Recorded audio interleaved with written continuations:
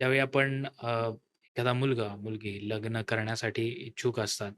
त्यात सगळ्यात पहिली गोष्ट बघितली जाते ती म्हणजे गुण किती जुळतायत, काय जुळतायत. तुम्ही असं म्हणता, की 36 पैकी 36 गुण जुळले, तरी पण डिव्होर्स होतो आणि काही-काहींना तर तुम्ही असं सांगितलंय, की काही गुण जुळत नसतील तरी तुम्ही करा लग्न. बरोबर आहे.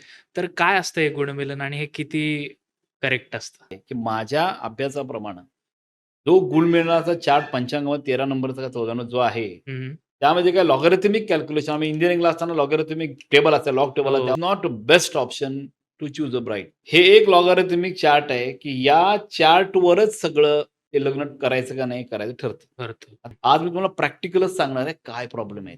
बरं. तुम्ही ज्योतिषशास्त्र तज्ञ नाहीये, की नाही, तुम्हाला कुठल्या राशी आहेत, काय नक्षत्र तुम्हाला माहीत पण नाहीये. ओके. नाही.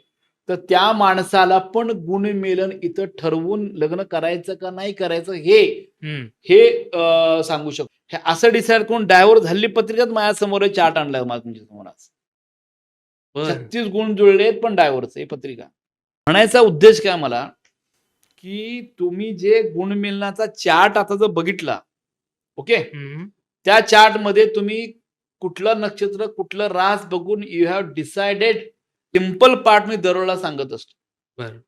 म्हणून हे गुणमिलन जे आहे, यामध्ये काय काय कळत नाही तुम्हाला सांगतो. एकतर मुलं होणार आहे का नाही ते कळत नाही. हं, घटस्फोट होणार आहे का नाही कळत नाही. हं. वैवाहिक जीवन चांगलं होणार आहे का नाही कळत नाही. लहान वयात मृत्यू होणार आहे का ते कळत नाही. हां. त्यानंतर संतती होणार आहे का ते कळत नाही. पती-पत्नी एकमेकांवर आनंदानं राहू शकतील का नाही ते कळत नाही. बरं. काय कळतंय काय त्या चार्टमध्ये?